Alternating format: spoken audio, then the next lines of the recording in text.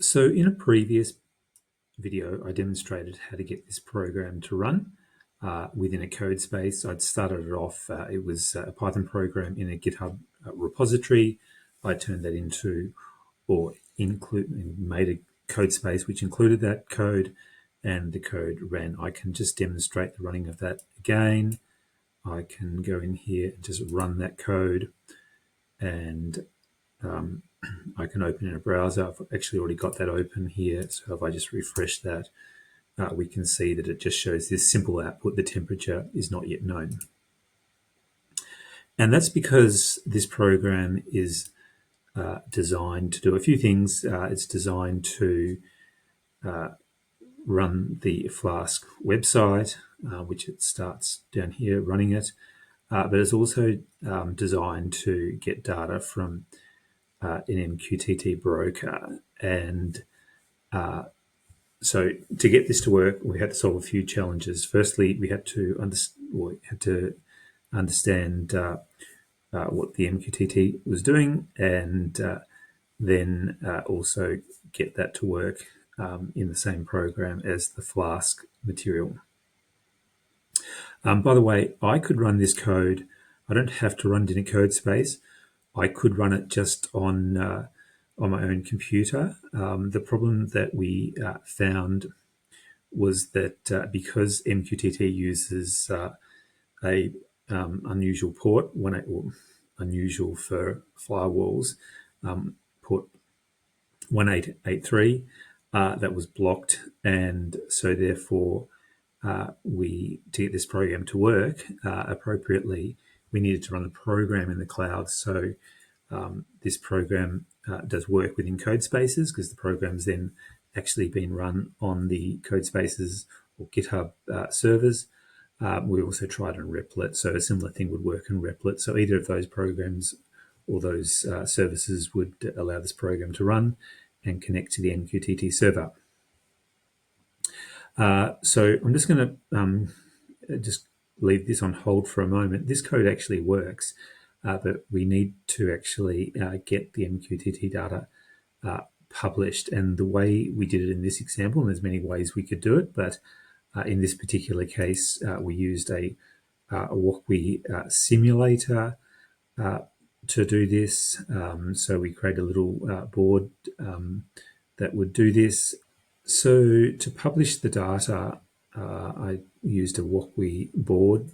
There's a few ways I could go about doing this. If I go to this walkwe.com/micropython and scroll down the page, I can create a new project, and this is the default code.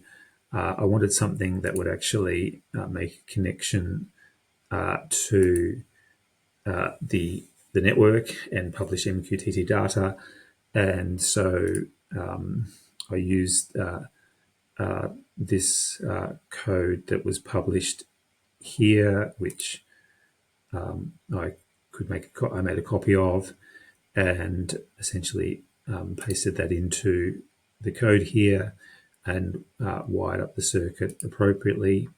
So I ended up with this particular circuit by using those details. Now, I have made this one minor change. One is that I changed the topic for temperature to be temp tom. So that's going to be the topic that I need to use to get this information. And let's run it. So this is the board making a connection to the Wi-Fi, and now it's publishing the temperature and humidity.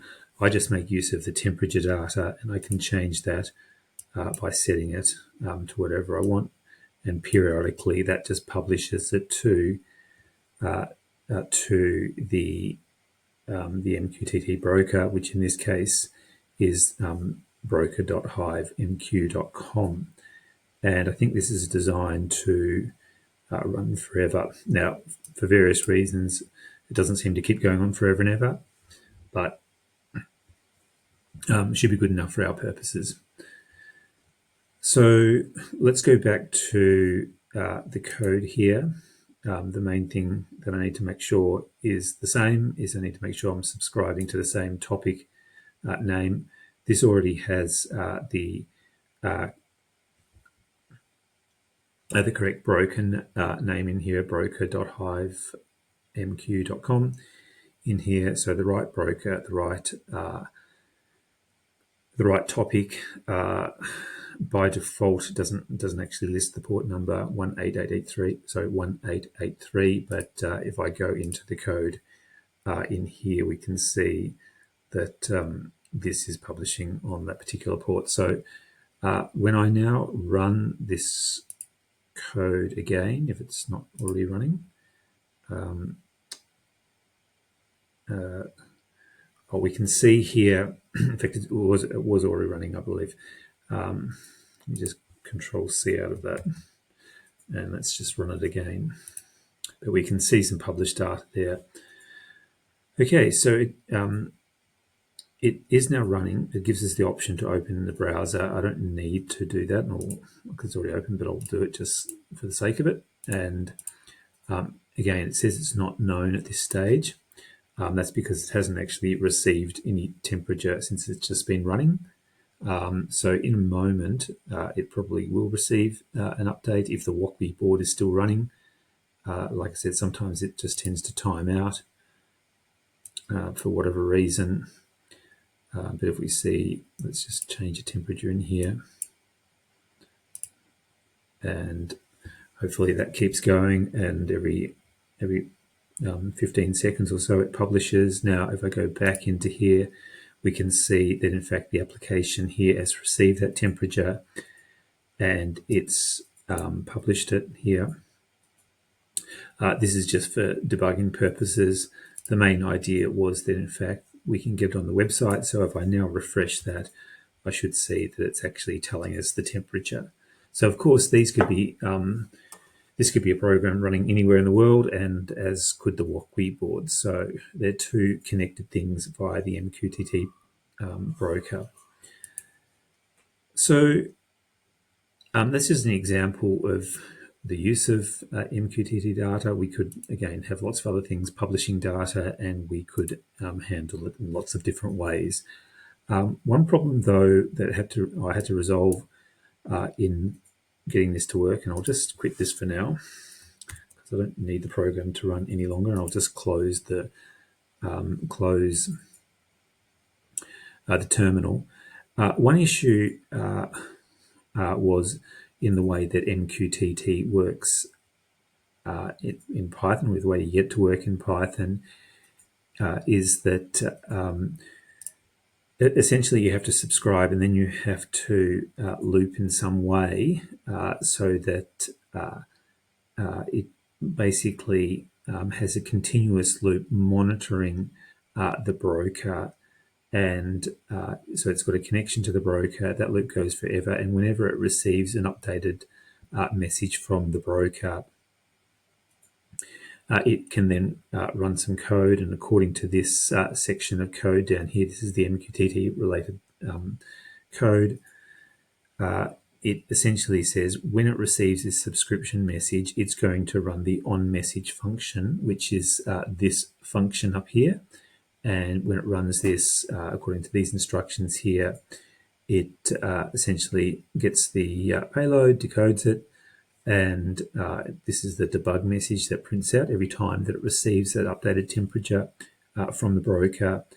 But it also, this section here just updates the variable my_temp. So effectively, this is a loop that's running forever, and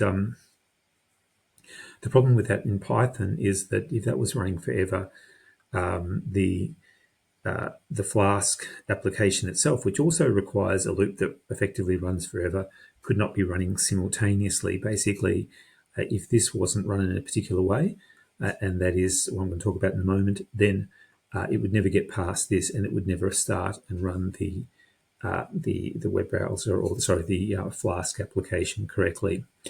The way we get these two looping programs to run, or the two looping aspects to run, that is the MQTT subscription part to run continuously or loop continuously, and also the Flask to run continuously, is by creating a thread. So effectively, this is just normal function here, but it's actually run from this thread here. So via this thread instruction here, this is what starts this worker function to run, and it runs as a daemon, which means that it will keep running forever and ever until the main program itself stops.